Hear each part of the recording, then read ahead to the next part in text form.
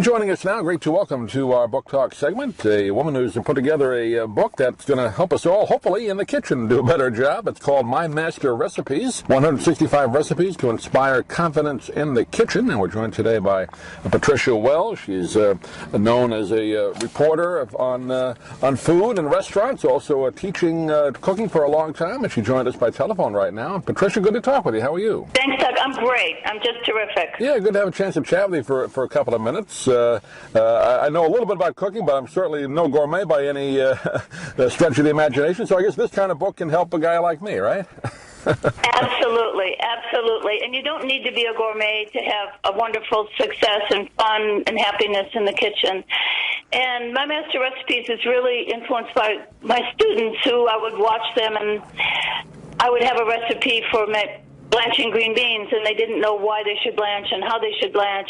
So these are very simple techniques that can just make you more confident in the kitchen. And also the idea of a master recipe is to take, for instance, a quick bread where you can do it once with walnut and cheddar, or you can do it with jalapeno and fresh corn, so you can have lots of different variations of that same recipe, so that once you've made it, once you've succeeded at it, you can do 4 or 5 different variations using the same pan, the same technique, same oven temperature, and you're flying. You're fine. You're good. So you can do that. Do you find, I guess a lot of people probably feel a little intimidated with all, like you said, the different terms, different kind of equipment you may need to do fancy cooking, but I guess that's not necessarily the case, right? No, you don't. You don't. I mean, I think once you know a few simple techniques and understand why you're doing it, you can just fly. You can go and you can do so many more things, and you can also, pat yourself on the back, be more confident in what you're doing, and have a good day. It's just easy. It's easy, but you do have to kind of be disciplined and stay neat and clean in the kitchen. That's one of my laws. And clean up after yourself. I always say that when you're frustrated and flustered in the kitchen, it's because your kitchen's a pig pen. So,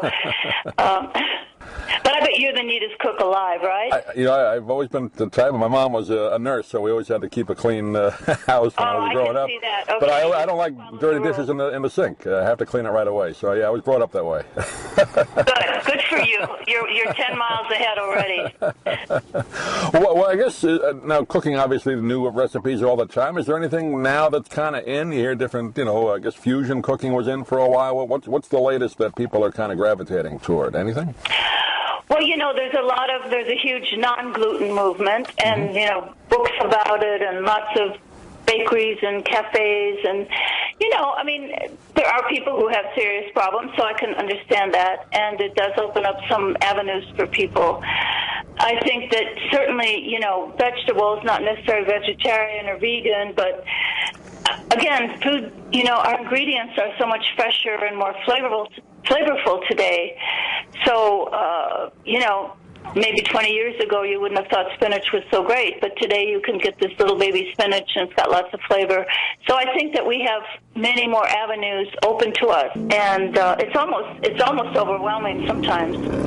How about, you mentioned ingredients, and we have a lot of stores in our area, kind of, not necessarily health food stores, but like a Whole Foods or farmers market type of stores. Is that people kind of gravitating more to that now as far as getting their vegetables and fruits and maybe fresher meat? Absolutely. I think the growth of a farmer's market has helped everyone, the farmers and the consumers, tremendously. It seems that way. I mean, it's always packed down here when you go to the farmer's market. So people absolutely. Well, it's also, a social gathering. I mean, you can go to, say, a supermarket and never speak to anyone. Right. But if you go to the farmer's market, you're chatting with the farmer. You might be looking at a person buying fennel and saying, "What are you going to do with that?" And so it just makes it a much more social event, the shopping, rather than just going to the supermarket and not speaking to anyone. Again, the name of the book is My Master Recipes, 165 recipes to inspire confidence in the kitchen. And I guess for somebody that maybe is, hasn't done a lot of different types of dishes, do you recommend a certain area to kind of get started for somebody? Well, do first? obviously everyone loves to grill, and I've got some nice, simple grilling recipes in there. Chicken under a brick, which is a fabulous, famous Italian recipe where you just split a chicken and down the back, take the palm of your hand and crush it down.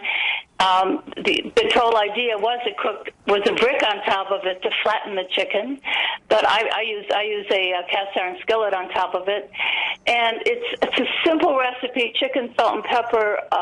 What could be easier and more satisfying, and a universal dish. And you mentioned right there, simple and not as time-consuming. A lot of people either don't have the time or they don't want to spend 3 hours making a dinner. So I know you have a lot of recipes in the book that are, I guess, 30 minutes or less, right, for people? Oh, absolutely. A lot of steamed recipes that take no time at all, or I have a pan-fried monkfish. You could do it with any kind of fish where you bread it with a little bit of egg. You make a mixture of polenta and Parmesan, bread that, and then just pan-fry it with a little bit of oil. It's delicious. You can either make your own sauce, use a mayonnaise or an aioli, or I have a great recipe for a spicy tomato marmalade that's beautiful and delicious. So, and that takes, 5 minutes to make. So, no, you don't have to spend a lot of time in the kitchen. And myself, if I'm just making dinner for the family, I don't spend hours at working at it. I want it to be quick. I've been working all day on something else, and I can understand that. No, truly. I mean, I could spend all day in the kitchen if I had the time, but I don't always. Sure. So. How about desserts? I know you have some dessert menus, recipes in there. I have some great desserts. There's some great meringues. I love desserts that can be made ahead.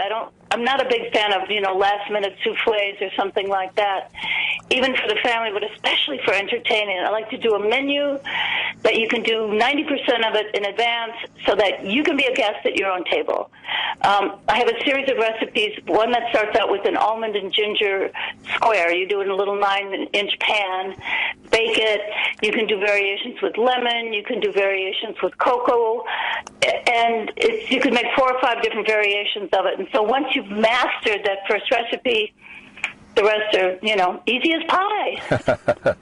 Well, it's filled, like we said, with great recipes, and again, we don't want people to feel intimidated. That's part of the title of the book. So you have confidence. So that's good. 165 recipes to inspire confidence in the kitchen, with dozens of variations of the full title. And we've been talking with Patricia Wells today. And Patricia, give out your website if you would. People can get more information about you in the book. Yes, it's Patricia at patriciawells.com, and you can find the book just about everywhere. Online at IndieBound, Books A Million, Amazon, Barnes & Noble, and hopefully at your local independent bookstore as well. Great. Patricia, pleasure talking to you. Hopefully we can do it again, but thanks for being with us today. Doug, thanks a lot. Great to chat.